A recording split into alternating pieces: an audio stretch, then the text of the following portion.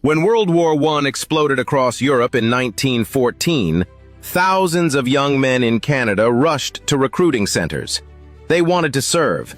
They wanted to prove themselves. Black Canadians were among them, ready to fight for their country. But when they showed up to enlist, they heard the same crushing words. "This is a white man's war. We don't want your kind here." From recruiting stations across Canada, black men were turned away. Some were told, "We'll send for you when we need you." According to official military records, over 200 black recruits were rejected in the first 2 years of the war simply because of the color of their skin. The official government policy said black men could serve. The unofficial reality was they weren't welcome. But black Canadians refused to accept rejection. According to historical records from the Canadian archives, community leaders wrote letters of protest. They approached politicians. They demanded to be heard, and they were joined by white Canadians who understood the injustice. Finally, in 1916, after 2 years of fighting, the Canadian military gave in, but on their own terms. They would allow black men to serve, but only in a segregated unit, only in non-combat roles. On July 5, 1916, No. 2 Construction Battalion was authorized.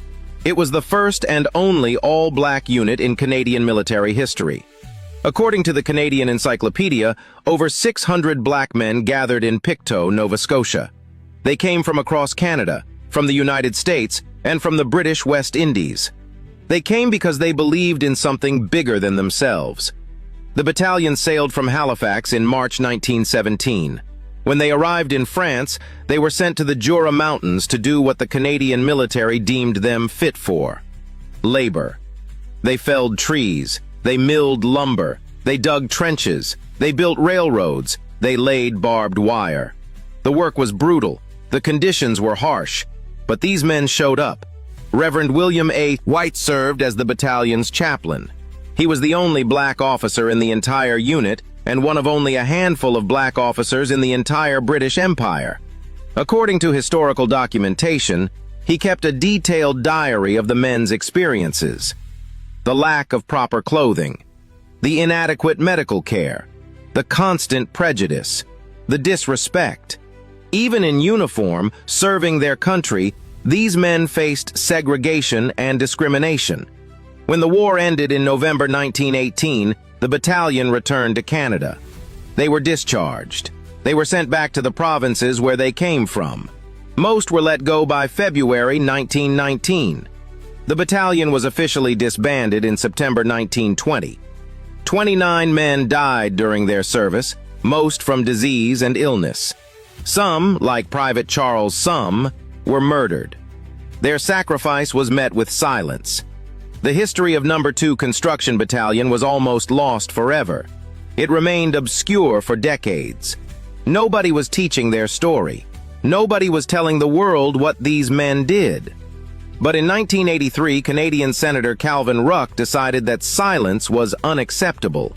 He organized the first reunion. He conducted research, and in 1986, he published a book, The Black Battalion, 1916 to 1920, Canada's best-kept military secret. Since 1993, Pictou, Nova Scotia has held annual celebrations honoring these men. The Black Cultural Society of Nova Scotia, the Canadian Armed Forces, and the Royal Canadian Mounted Police gather every year to remember. In 2022, the Canadian government officially apologized for the blatant anti-black racism and systemic discrimination these soldiers endured. But an apology came too late for most of them. The men of No. 2 Construction Battalion wanted to serve. They wanted to prove their loyalty. They wanted to be recognized as equals. Instead, they were given shovels instead of rifles, segregation instead of respect, and near erasure from their own nation's history. Here's the question: how many of us know their names? How many of us teach this story? If you learned something today that your school never taught you, comment below. Tell me, what black history is missing from your education? And if you believe that Canadian history should include the full truth, share this and follow, because we're reclaiming what was buried.